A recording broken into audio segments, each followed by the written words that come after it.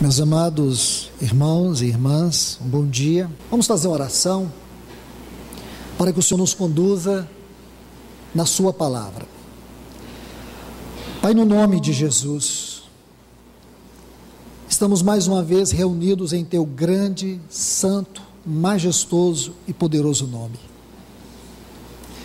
Senhor, reverentemente nos colocamos aos Teus pés para receber a Tua palavra. Tenha misericórdia de nós, Senhor. Tenha misericórdia da Tua igreja. Tenha misericórdia, Senhor, de cada um de nós aqui. E que a Tua palavra encontre lugar entre nós, para que ela possa trabalhar a Tua vida, para que ela possa trabalhar o Teu poder, para que ela possa manifestar a Tua presença, o Teu testemunho. Nós clamamos a Ti, que o Teu Espírito Santo possa operar na nossa mente, para que recebamos e guardemos a Tua palavra, no grande nome de Jesus, amém. Meus amados, abram suas Bíblias aqui no livro de Êxodo, no capítulo 33, estamos estudando sobre esse tema, mostra-me Tua glória. Vamos ler a partir do versículo 7. Moisés tomou o tabernáculo e armou longe, fora do arraial, e chamou o tabernáculo de reunião, ou tabernáculo da comunhão. Esse tabernáculo, irmãos, não era aquele tabernáculo que Deus mandou ele construir lá no capítulo 25 deste livro de Êxodo. Esse é um tabernáculo distinto e particular. E qualquer que buscava ao Senhor saía ao tabernáculo de reunião, que estava fora do arraial. E acontecia que, quando Moisés saía ao tabernáculo, todo o povo se levantava, e cada um de pé, à porta de sua tenda, olhava pelas costas de Moisés, até ele entrar no tabernáculo.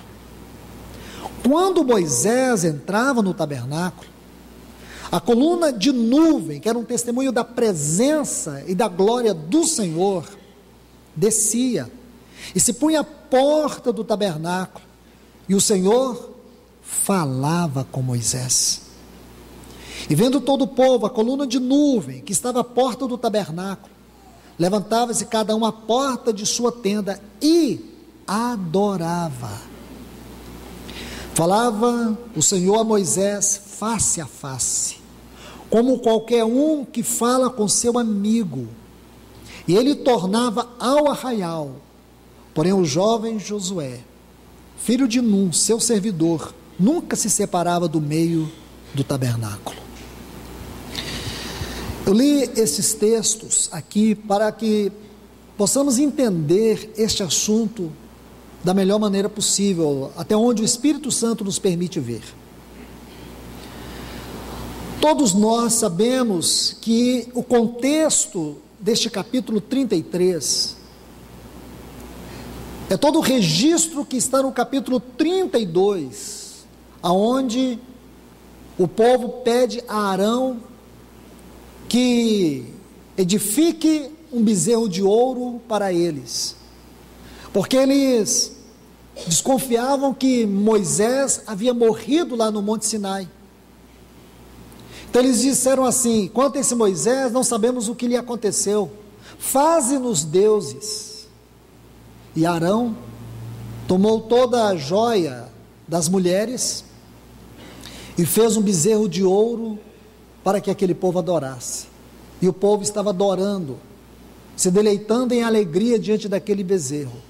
Quando Deus lá do Sinai disse para Moisés: desce, porque o teu povo bem depressa se transviou. Quando Moisés desce com as tábuas da lei, com a lei de Deus, com o testemunho da palavra de Deus, que revela o coração e o caráter de Deus, para conduzir e governar o seu povo, para mostrar ao povo quem de fato Deus é, Moisés viu o povo em uma grande festa em torno daquele bezerro. E nós sabemos que, em consequência de tudo aquilo, 3.000 pessoas morreram ali, imediatamente. E agora Deus vai tratar com Moisés sobre como levar o seu povo para a terra de Canaã. A nação de Israel estava numa peregrinação do Egito para Canaã. Aqui eles param na 12ª estação, que é o Monte Sinai. E Deus primeiro propõe para Moisés que ele iria exterminar aquele povo, e a partir de Moisés ele faria uma grande nação. Moisés disse para Deus que não fizesse aquilo, que se ele fosse fazer aquilo, que primeiro riscasse o seu nome. Depois Deus diz para Moisés que ele mesmo não iria com eles, mas que enviaria o anjo à frente deles e destruiria todos os povos cananeus. Aí Moisés, ele entra nesse tabernáculo, e é aqui dentro desse tabernáculo ele faz uma grandiosa oração com 3 temas. O primeiro tema, ele pede para Deus, está no versículo 13: rogo-te, mostre-me teus caminhos. Este assunto já foi estudado, nós já estudamos este assunto, maravilhoso. Depois do versículo 15, ele diz: se tua presença não for conosco, não nos faça sair daqui. E terceiro, versículo 18, ele diz: mostra-me tua glória.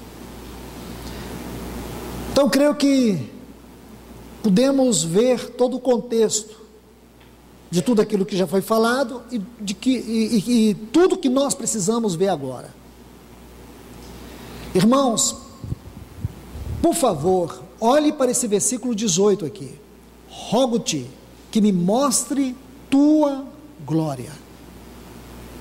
Esta palavra glória é uma das palavras mais profundas da Bíblia. Por que não dizer é a palavra mais profunda da Bíblia? Glória é uma palavra que não se pode definir, porque se nós conseguíssemos definir glória, nós conseguiríamos definir Deus, porque Deus é glória. Glória é aquilo que faz de Deus o que Ele é. Deus é glória. Então, se nós conseguíssemos definir glória, nós conseguiríamos definir Deus, e não há nenhuma palavra que possa definir Deus. E por que estou dizendo isso? Para que tenhamos consciência desta oração de Moisés: mostre-me tua glória. Ele já havia dito: faz-me conhecer teus caminhos. No versículo 13, quando ele diz mostra-me teus caminhos, a palavra que define isto é conhecimento. Quando ele diz assim: se a tua presença não for conosco, não nos faça sair daqui, a palavra para definir todo este assunto é sentir, é desfrutar. E a palavra que define essa última parte da sua oração é revelação, é visão. Ele queria ter uma revelação, a visão da glória de Deus. Nós vamos ver este assunto em 2 partes, porque é impossível ver todo este assunto hoje. Porque os textos seguintes que nós iremos estudar requer um exame exegético, hermenêutico de cada palavra. Porque o que Deus vai falar a partir desse versículo 18 para Moisés é algo extremamente profundo. Temos que examinar os vocábulos no hebraico e ver a luz disso no Novo Testamento para entender o que Deus vai falar para Moisés. O que nós temos que entender agora é a natureza dessa oração. O que realmente significa isto? Um ponto que eu quero destacar é que se você observar o versículo 13, 15 e 18, você vai ver que existe uma escada aqui, com 3 degraus. O primeiro degrau é: mostra-me teus caminhos.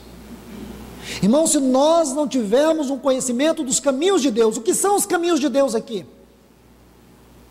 Os caminhos de Deus falam do seu propósito, fala do seu plano, fala da sua vontade.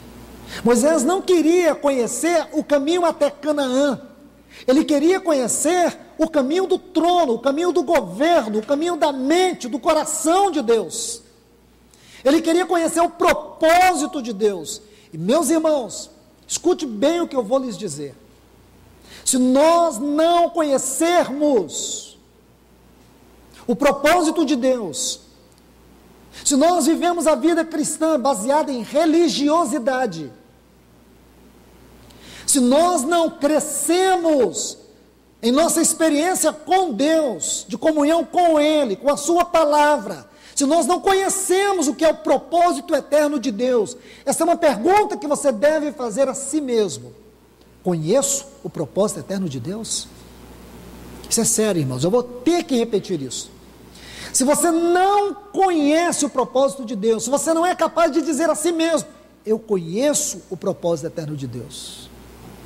Vou te dar até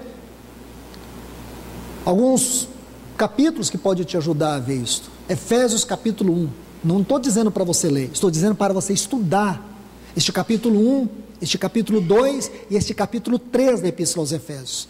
Se você conseguir entender esses 3 capítulos, em especial, comece aqui, o capítulo 1, ali você vai ver que esse capítulo 1, ele vai falar justamente desse tema, o propósito eterno de Deus. O capítulo 2, ele vai falar da redenção, da reconciliação, da restauração, que é o método de Deus. E no capítulo 3 da Epístola aos Efésios, ele vai falar do propósito de Deus em Cristo, revelando o mistério da sua vontade, que ele fala no versículo 9 do capítulo 1, e agora ele vai falar no capítulo 3 de Efésios, versículo 4, ele vai falar sobre esse mistério de Cristo.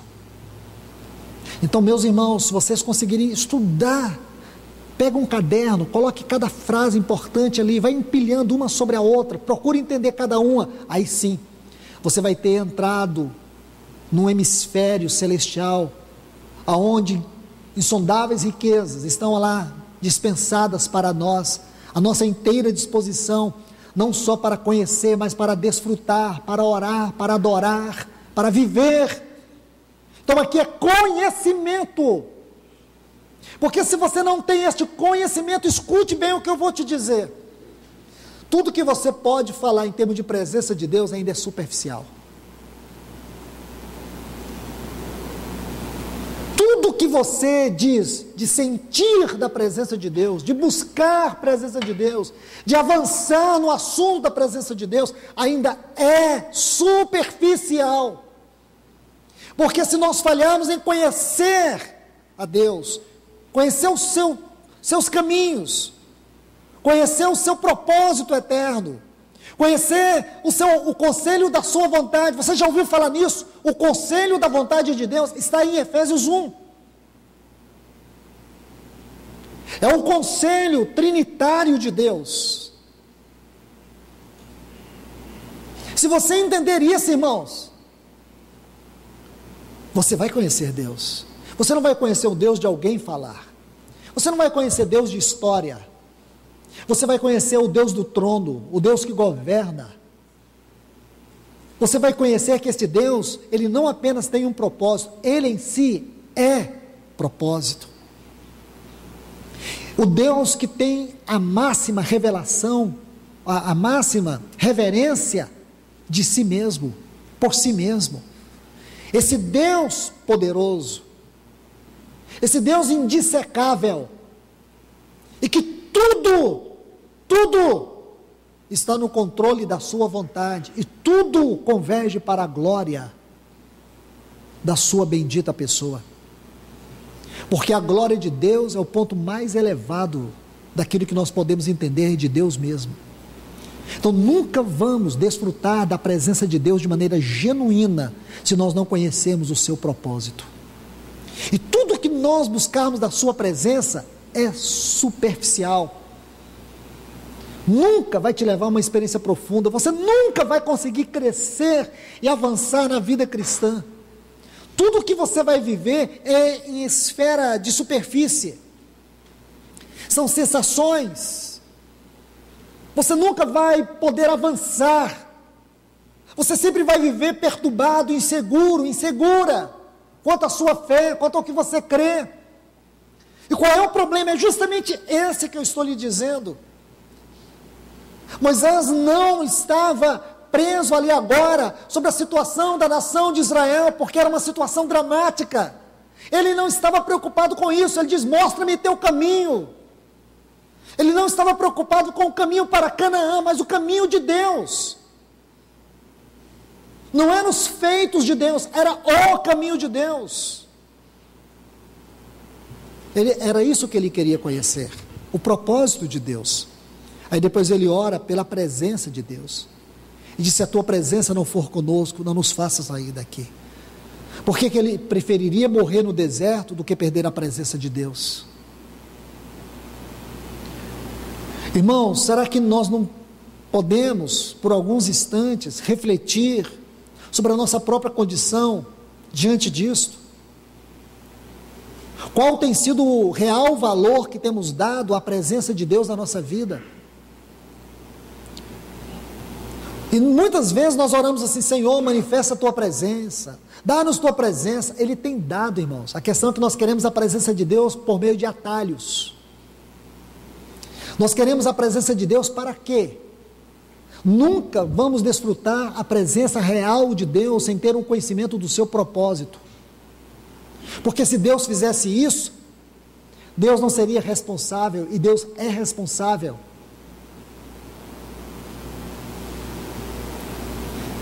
Irmãos, tudo que Deus fez em nós, Ele visa em nós relacionamento e responsabilidade. Permita-me abrir um pequeno parêntese para lhes dar um exemplo. Gênesis capítulo 1.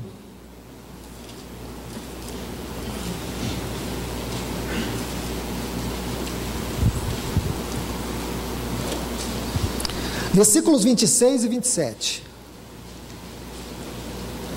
Está assim: então disse Deus: façamos o homem à nossa imagem, conforme a nossa semelhança. Agora observe: domine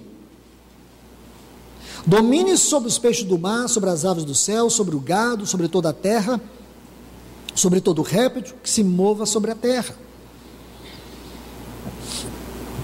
Criou, pois, Deus o homem à sua imagem. Primeiro diz: façamos o homem conforme a nossa, porque aqui tem a ver com o conselho da sua vontade, esse conselho trinitário, nossa imagem. Criou Deus, pois, o homem à sua imagem, porque das três pessoas da Trindade, somente um carrega a imagem, e este é o nosso Senhor Jesus Cristo.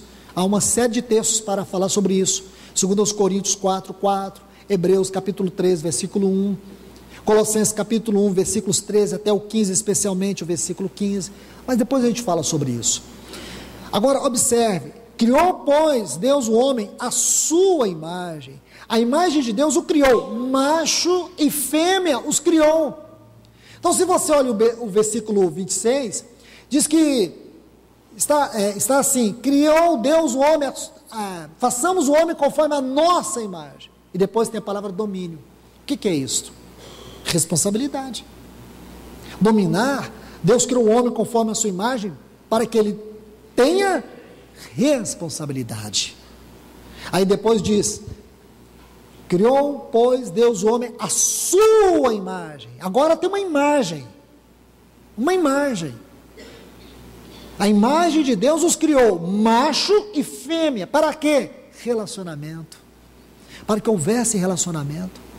Então nós temos duas palavras importantes que governam tudo, irmãos, na nossa vida cristã, na nossa vida com Deus, na nossa vida uns com os outros, na nossa vida familiar. Essas duas palavras governam tudo: responsabilidade e relacionamento. Fomos criados para isto. Nós não fomos criados para viver de qualquer maneira. Então não podemos pensar, meus amados, que nessa oração de Moisés esses assuntos não estão envolvidos. Estão envolvidos. O que Moisés está buscando aqui: mostra-me teu caminho. O que significa isso? Responsabilidade. Se a tua presença não for conosco, não nos tire daqui. O que é isso? Relacionamento. Mostre-me tua face. Relacionamento. Responsabilidade, relacionamento. E se nós não entendermos isso, sabe como será o nosso caminhar? A ermo. Vamos viver de qualquer maneira. Quando você volta aqui no capítulo 32 do livro de Êxodo, tem uma palavra que Deus usa. Ele vai dizer que Arão havia deixado o povo à solta.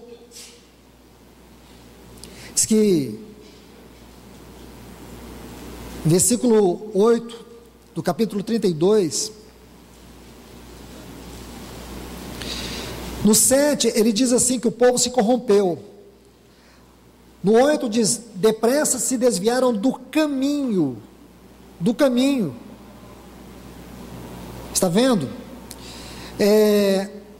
Aí depois, se você for examinando aqui, você vai ver que o povo, ele perdeu a visão. Versículo 25, diz assim, vendo Moisés que o povo estava desenfreado, essa palavra desenfreado aqui, é a mesma palavra que se encontra lá em Provérbio, anote isso, Provérbios capítulo 29, versículo 18, Provérbio 29, 18, a mesma palavra, diz assim, não havendo visão, o povo fica desenfreado, o povo perde o freio, e a mesma palavra aqui, desenfreado. E por quê? Então nós podemos associar uma coisa com a outra. Isso aqui é falta de visão, irmãos. O povo saiu do caminho, o povo ficou desenfreado, perdeu a responsabilidade, perdeu a comunhão com Deus. Amados, veja o que o Senhor disse, o povo saiu do caminho, está a ermo. Muitos de nós podemos estar caminhando a ermo, sem direção alguma,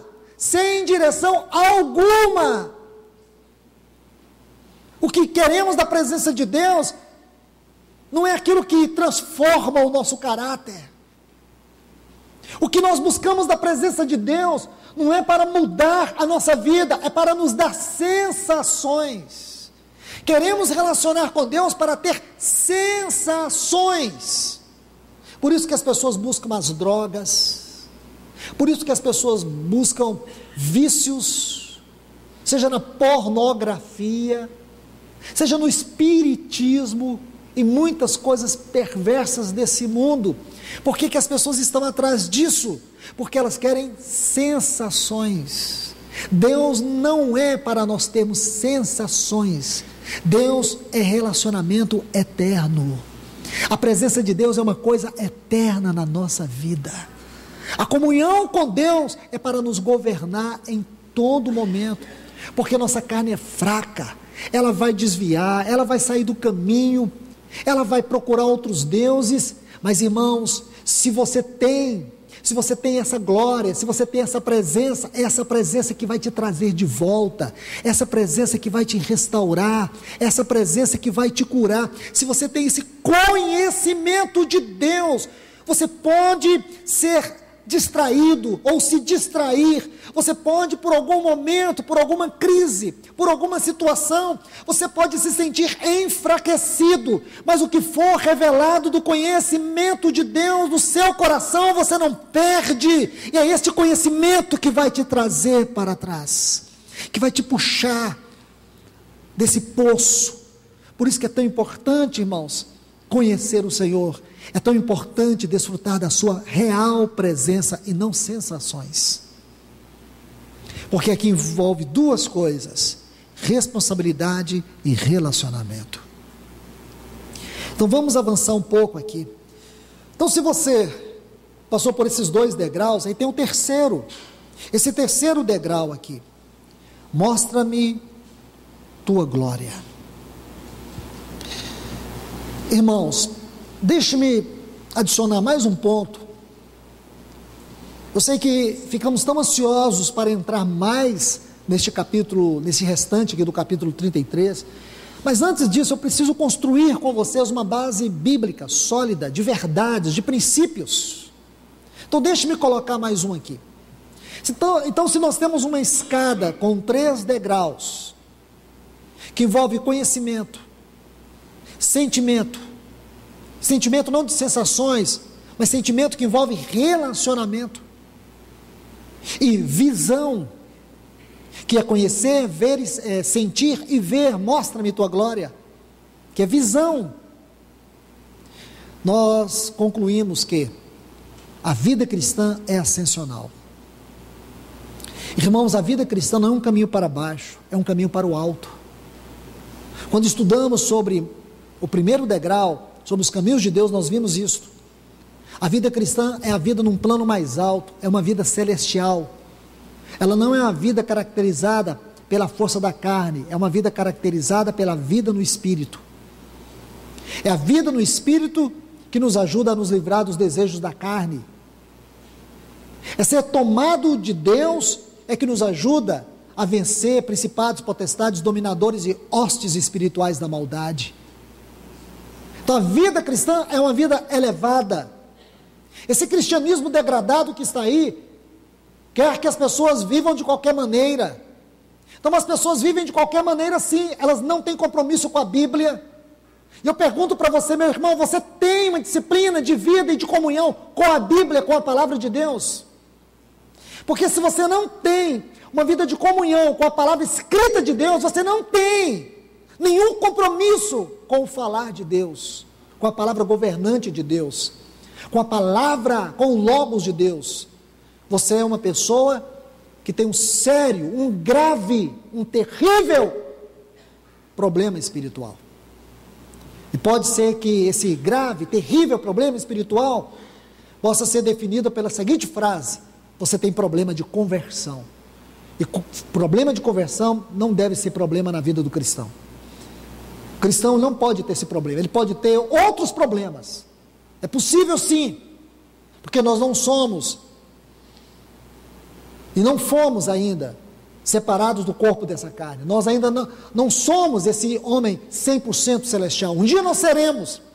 Em 1 Coríntios capítulo 15, a partir do versículo 50, esse corpo, ele vai ser revestido da incorruptibilidade. Aí sim, nós seremos pessoas 100% celestiais. Hoje o que nós precisamos adquirir é um caráter celestial, é uma busca celestial, é uma vontade celestial, anelos celestiais. Estão entendendo? Como está em Filipenses 4, 8, Colossenses capítulo 3, versículos 1 a 3, buscar as coisas lá do alto. Efésios capítulo 2, versículo 6, estamos sentados com Cristo nos lugares celestiais. Hebreus capítulo 10, versículo 19, onde o Senhor diz que nós podemos entrar no lugar santíssimo, no trono eterno da sua glória, pelo vivo e novo caminho que Cristo nos abriu pela sua carne, pelo seu sangue derramado. Estão vendo, irmãos? Talvez aqui explique a tragédia da apostasia de muitos, porque você perdeu o desejo e a fome pela palavra, porque você é tão fraco na oração, você suporta ficar horas assistindo filme, horas assistindo um jogo, mas você não consegue passar minutos na presença de Deus orando, tendo comunhão, oração que não flui, palavras que não vêm à mente, é só como um pedinte, mendigo, que fica ali só querendo coisas, nunca comunhão, nunca os caminhos de Deus, nunca a presença de Deus e nunca a glória de Deus. Oração vazia, interesseira, religiosa. Como subsistir nesse tempo, irmãos?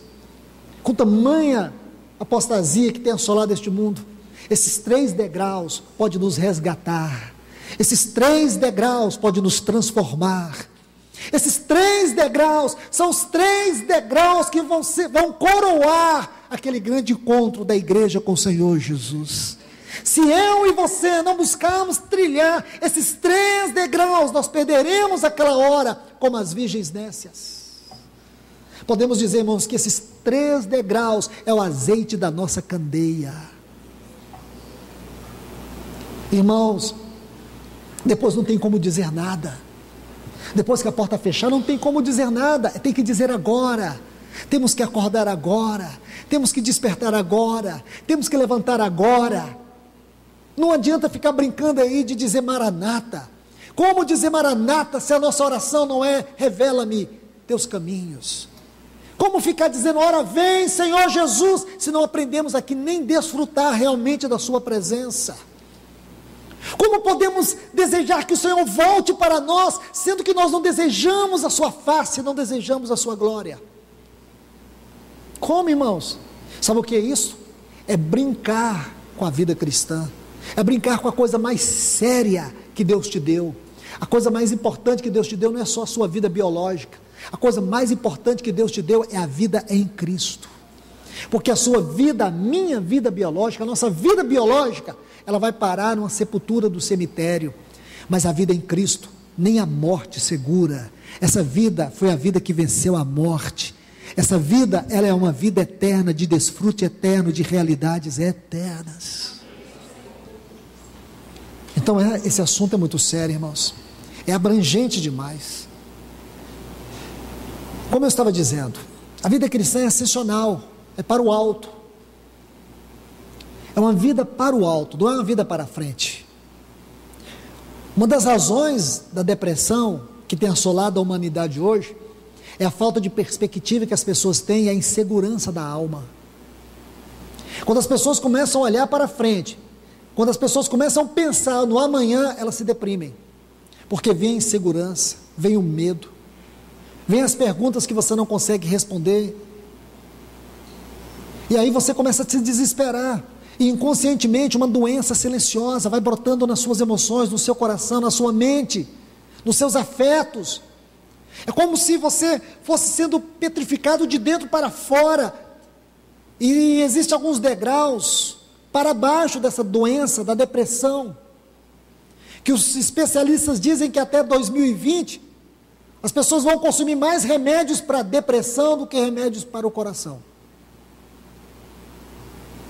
Estamos caminhando para isso, uma geração deprimida.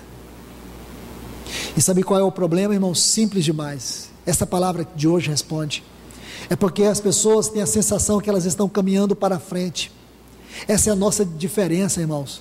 É que nós não estamos caminhando para frente, nós estamos caminhando para cima. Nós estamos caminhando para o alto. Deixe-me colocar um texto que coroa essa verdade. Filipenses capítulo 3. Se você puder abrir sua Bíblia comigo em Filipenses capítulo 3.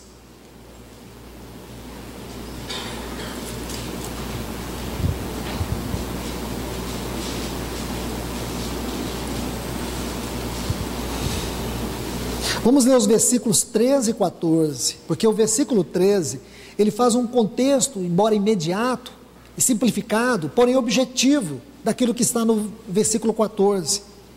Está assim, irmãos, Filipenses 3, 13. Eu mesmo não considero havê-lo alcançado. Isto é, Paulo não tinha chegado lá. Ele diz, eu ainda não cheguei, eu ainda não alcancei. Mas uma coisa faço. Isso aqui é interessante, irmãos. Deixe-me ir bem devagar aqui. Ele diz, eu não alcancei. E muitos podem dizer, irmão, mas é inalcançável, inatingível. Pensar nisso é impossível. Não é. Sabe por quê? Nosso Senhor Jesus, aquele que sempre eternamente foi Deus com Deus, ele se fez carne, se fez homem como eu e você. E ele morreu e ressuscitou. E ele abriu o caminho. E agora existe um homem sentado no trono. E a Bíblia diz em Hebreus que ele está conduzindo muitos filhos à glória. Porque esse é o seu maior interesse. Deixa eu te dizer algo. Quando Moisés diz, mostra-me tua glória, o que Deus disse para ele? Homem algum pode ver a minha glória permanecer vivo. Não é isso? Homem nenhum pode ver minha glória e permanecer vivo. Porém, eu vou te revelar algo, mas não pleno. Há uma rocha ferida, e você vai ficar nessa rocha ferida olhando para ela, e eu vou passar e você verá minhas costas, porém minha face você não vai ver. Ah, irmão, nós vamos estudar isso no Novo Testamento. Você não tem ideia da dimensão desses textos no Novo Testamento, porque tudo que Cristo fez foi mostrar a sua glória. João disse assim, vimos a sua glória. Vimos a sua glória. Lá no capítulo 1 do Evangelho de João, versículo 14, ele diz: vimos a sua glória.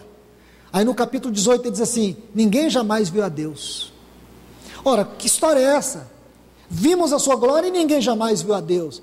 Aí diz: mas o Deus unigênito é quem nolo revelou. Irmãos, isso não é simples. Isso não é uma coisa de você ler e tirar conclusões. Nós precisamos tirar a sandália dos pés, pôr o nosso rosto no chão e dizer: Senhor, abre esse texto para nós. Porque no Evangelho de João é isso que está escancarado, é essa glória. Ele diz: Pai, eu quero que os que me destes estejam comigo, para que vejam a minha glória. Você vê que todo o trabalho dele é para que nós pudéssemos ver essa glória. E nós estamos aqui, irmãos. Sabe o que nós queremos da vida cristã? Ficar não é na mesa, nós queremos ficar comendo migalhas. E se comemos migalhas, é porque queremos comer migalhas. Porque esse Deus da glória, Ele quer se revelar, Ele quer falar com você, não quer falar aqui na reunião, Ele quer falar com você lá na sua casa, mas quando Ele quer falar com você, você nunca vai falar com Ele. Você tem tempo para tudo e para todos, mas você não tem tempo para Ele. Você dá o melhor da sua vida no seu trabalho, você dá o melhor da sua vida para o seu casamento, você dá o melhor da sua vida para todos os seus amigos, e você dá o pior da sua vida, a migalha do seu tempo é que você dá para Ele, e você quer conhecer a glória dEle? Aqui está a explicação, irmãos, porque nós somos tão vazios. Aqui está a explicação porque somos tão pobres espiritualmente. Nós temos o direito, irmãos, de sermos pessoas espiritualmente ricas, abundantes no nosso viver, cheias da graça do Senhor, pessoas que alguém olha para você e sente a graça, pessoas que estão aqui nessa terra e tem como expressar um pouquinho do céu na terra. Nós temos que ser um pouquinho do céu na terra, e se não somos, irmãos, é porque nós decididamente estamos vivendo uma vida terrena e não celestial. Estamos vivendo um cristianismo de aparência e não um cristianismo real. Estamos cultivando mais da carne do que do espírito. Os nossos valores estão errados. Que o Senhor venha aqui, irmãos, e passe uma borracha sobre nós. Abra os nossos olhos e nos mostre que temos errado, que temos falhado, que é possível sim, ainda neste corpo de carne, ainda na nossa pequenez, ainda na nossa fragilidade, é possível sim desfrutar da sua glória aqui na terra. Porque o nosso Senhor Jesus, Ele veio para isso. Porque a visão de Deus é crescente. A visão de Deus é crescente. Hoje você tem uma medida, amanhã essa medida será maior, depois será maior ainda. Compreende? A experiência com Deus é crescente, é ascensional. Então Paulo disse: eu não alcancei, mas uma coisa faço. A pergunta é: o que você está fazendo? O que você tem feito para alcançar aquilo para o qual você foi alcançado? O que você tem feito? O que você realmente tem feito para alcançar aquilo para o qual você foi alcançado? Ou você acha que você só foi alcançado para ter pecados perdoados? Sabe, você foi alcançado para um dia herdar juntamente com Cristo todas as coisas. Não sou eu que estou dizendo isso, é a Bíblia. Romanos capítulo 8 diz que nós somos herdeiros de Deus e co-herdeiros com Cristo. Eu não consigo entender a dimensão de tudo isso, eu só consigo entender aquilo que a Bíblia diz. Mas a Bíblia diz que nós somos herdeiros com Cristo. A Bíblia diz que Deus nos chama também como filhos. A Bíblia diz que o amor que eternamente Deus amou o seu Filho unigênito é o mesmo amor com que Ele nos ama. Isso está lá em João capítulo 17, versículo 24. É a mesma coisa. Então será que toda essa abundância, toda essa riqueza, toda essa plenitude é para a eternidade? Você acha que Deus reservou tudo para a eternidade? Aqui nós vamos viver espiritualmente pobres, capengando, mendigos. Aqui nós vamos viver essa vida Só fracassos. Não podemos conhecer o Senhor em plenitude. Esse conhecimento foram para os patriarcas, foram para os profetas, foram para os apóstolos. À medida que o tempo avançou, nós nos tornamos ignorantes. Não pode ser, irmãos. Porque quando você olha para a Bíblia, diz que há uma glória que há de ser revelada em nós. Os sofrimentos do tempo presente não podem ser comparados com a glória que há de ser revelada em nós. Isso está em Romanos, capítulo 8. Se você ler ali a partir do versículo 18, é isso que você vai ver. Aí você diz, irmão, mas isso não é a eternidade? Se você ler todo o contexto, você vai ficar assustado, porque não é. É dos últimos tempos. Últimos tempos. Irmão, Satanás está nos enganando com sutilezas. Deus está nos chamando, irmão, sobe para cá. Sai dessa periferia de Laodiceia. O Senhor diz assim para Filadélfia: eu coloquei uma porta aberta diante de ti. Tem uma porta aberta. O nosso amado Redentor Cristo Jesus, Ele ascendeu ao trono e abriu um caminho, e diz que Ele está nos conduzindo a esta glória. Nós vamos entrar na plenitude da glória, mas nós temos que passar pelos primeiros degraus dessa glória. Se nós não passarmos por esses 3 degraus dessa glória, irmãos, nós nunca vamos chegar à plenitude dessa glória. Compreende, irmãos? É isso que nós temos que ver. Então vamos à leitura do texto. Irmãos, eu não considero havê-lo alcançado, mas uma coisa faço, esquecendo o que ficou para trás. Olha o que ele faz, ele avança. Meu irmão, minha irmã, não retroceda, avance para o que está adiante. Agora observe o 14, prossigo para o alvo, para o prêmio da soberana vocação de Deus em Cristo Jesus.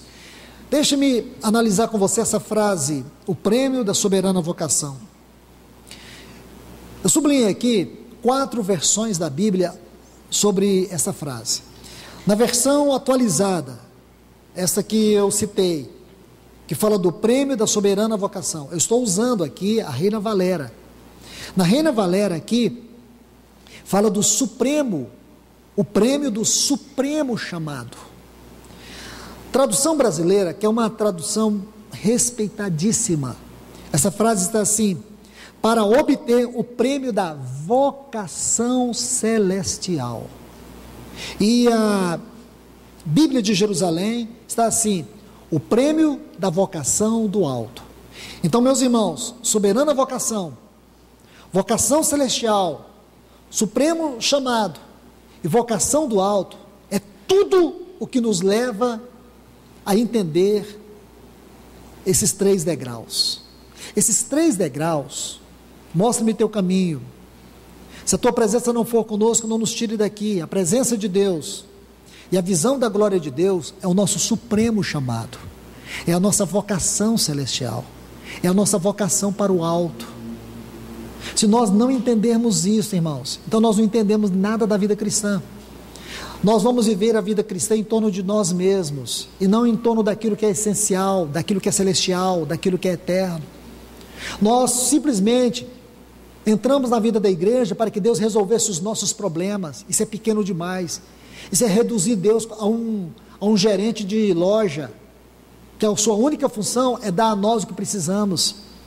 É reduzir a salvação a uma mentalidade humana e consumista. É tentar trazer a eternidade para a nossa pequena e insignificante dispensação de vida. Isso não pode ser real, isso não pode ser verdade. Nós somos chamados, nós somos salvos para um propósito maior, muito maior do que simplesmente perdoar os pecados. O perdão dos nossos pecados é o primeiro degrau dessa tão grande salvação. A glória dessa salvação, irmãos, é que um dia nós seremos para Deus uma família de muitos filhos, conformados à imagem do seu Filho. A glória eterna desta salvação é que nós seremos um grande santuário para a habitação do Espírito. A glória dessa eterna salvação é que nós seremos uma noiva para a satisfação eterna do Filho de Deus. Estão vendo, irmãos? Não para em perdão de pecados. Perdão, ela começa com o perdão dos pecados. Então que Deus nos ajude, irmãos. que nós possamos verdadeiramente entender esta grandiosa oração. Esses 3 maravilhosos degraus aqui desse tabernáculo de Moisés. Que tema lindo, irmãos. Os 3 degraus do tabernáculo de Moisés. Da vida profunda, da vida elevada. Que o Senhor nos ajude. Que Deus nos abençoe. Senhor Jesus, nós te adoramos, Senhor. Receba todo esse aplauso, Senhor.